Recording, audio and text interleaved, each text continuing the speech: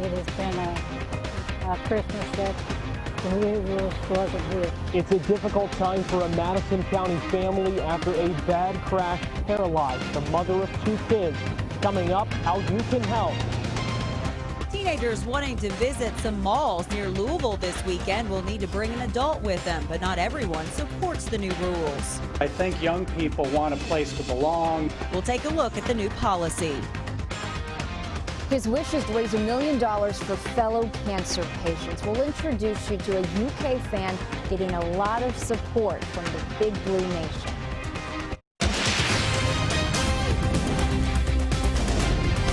This is WKYT News at 11. Good evening to you. She says their life will never be the same. Deborah Rogers and her 2 children were in a car crash last month in Madison County. Rogers' mother says while the 2 children are okay, Deborah is still in the hospital, and the hospital bills are now piling up. Garrett Weimer talked to the family and has our top story at 11.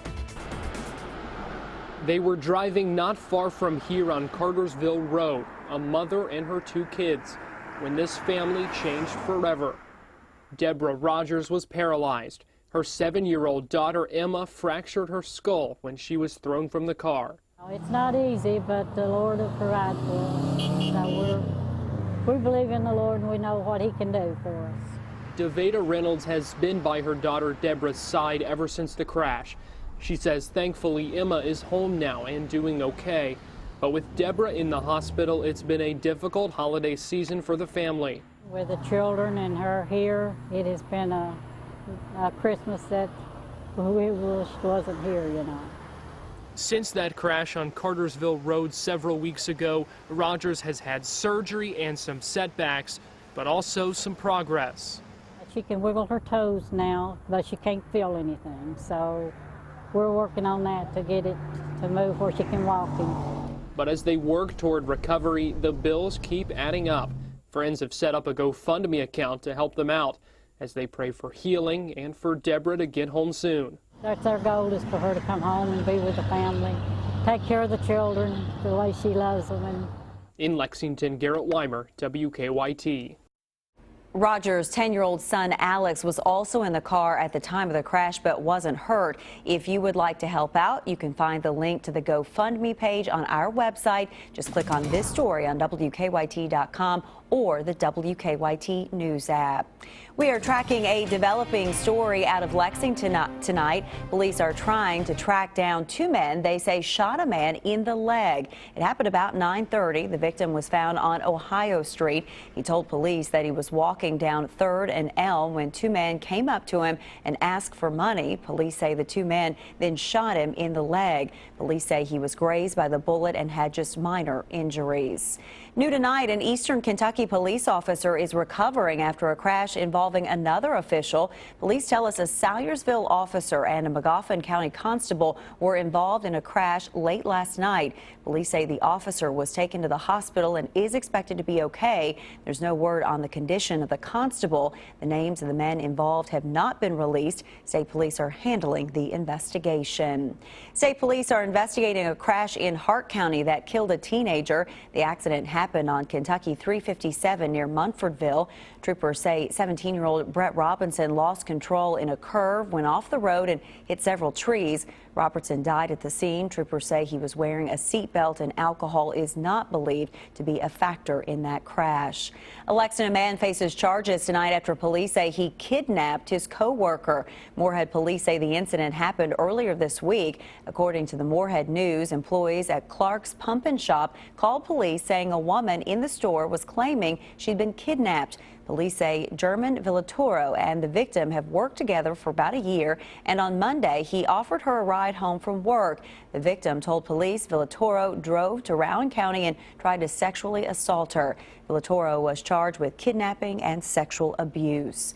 A Boyle County mother is in jail tonight accused of putting her 2 young children in danger. Junction City police say a man found the 2 children in the middle of West Shelby Street near the railroad tracks. Police tell us neither child was wearing shoes.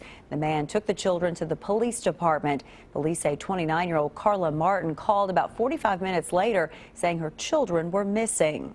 Not 45 minutes or an hour later, And that just shows neglect on her part as a parent in the eyes of the way the laws are written.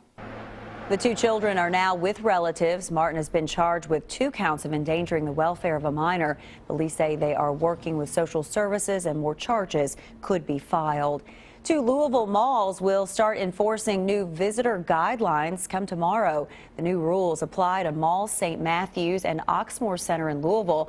Visitors younger than 17 must be accompanied by an adult after 4 p.m. on Fridays and Saturdays.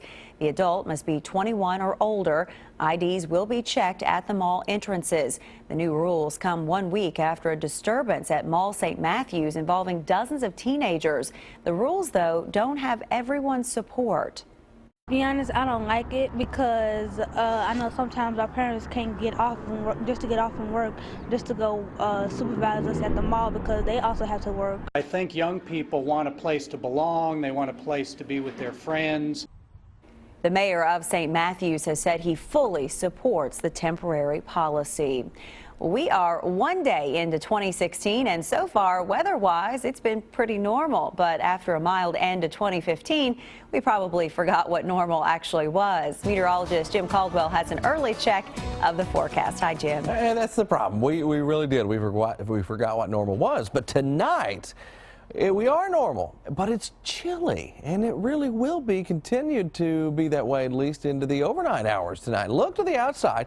Got a little bounce to our camera, which has been something we've been seeing a lot of here lately, and current conditions in Lexington. We're already down to 28 degrees with a feels like temperature of 22. That's the bounce coming into play because we got a westerly wind at 6 miles per hour, so cold. I don't even want to use the word chill anymore. It's cold out there.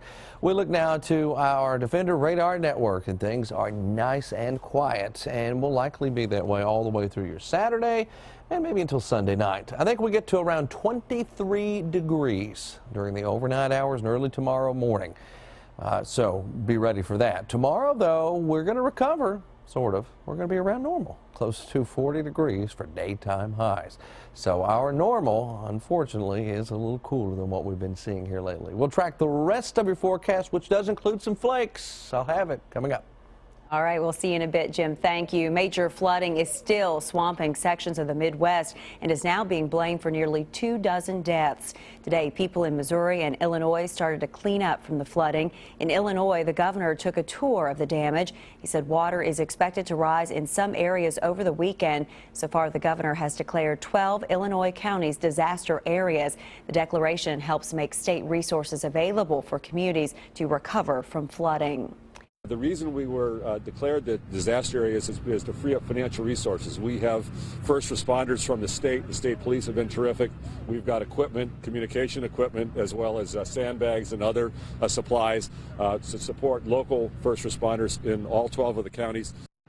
Illinois is also putting some of its National Guard on standby. Officials say the flooding is moving downriver through the Mississippi River, and the effects will be felt here in Kentucky along the Ohio River. The river is expected to crest more than 18 feet above flood stage near Paducah next week. A helicopter pilot has been flying over the damage, finding places that need help. This is all usually dry. This is the levee road just right underneath us. Past those tree lines over there is not water. A ferry between Crittenden County, Kentucky and Hardin County, Illinois has been closed due to rising floodwaters on the Ohio River. While we aren't tracking much rain here in central Kentucky, not really anything, you can check out the radar and our weather stories by going to WKYT.com.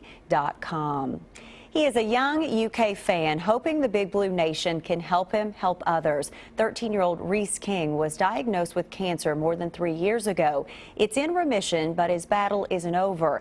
He got a chance to talk to UK players today and to Coach Cal about his wish for fellow patients. WKYT's Kristen Kennedy met the man on a mission in a story that's new at 11. At first, I didn't really feel that different. Reese King is a 13-year-old who's had to overcome a lot in the last 3.5 years. I had ALL, which is acute lymphoblastic leukemia, and now I'm done. He just finished treatment for ALL. It just felt so amazing. His cancer's in remission, and his favorite coaches and players were quick to congratulate him.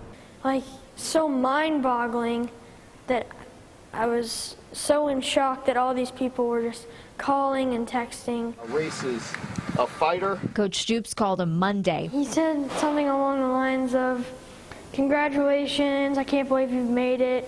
You've been a great inspiration to me." Friday, he spent time with Coach Cal and players at a practice session. The visit gave him a chance to tell them about what he's been working on, raising $1 million to grant other cancer patients wishes. It's basically one of the best medicines that you can give a kid, because once they have this wish granted, it takes their mind off of everything that is going on and all of that sort of stuff. So far, Reese has raised more than $200,000, but he says it's not about the amount, it's about the impact. Research, basically, and then COSAIR, Kentucky Children's, and to just cure cancer overall. The little man knows his plans can happen with the help of some big friends in the Big Blue Nation. And then they can go and spread it to all of their friends, and then their friends can spread it to all their friends. In Lexington, Kristen Kennedy, WKYT. He is a little man on a mission for sure. To learn the story behind Reese's wish and to donate online, you can visit reesemakesawish.org. You can also make a donation via text message. Instructions are on Reese's websites.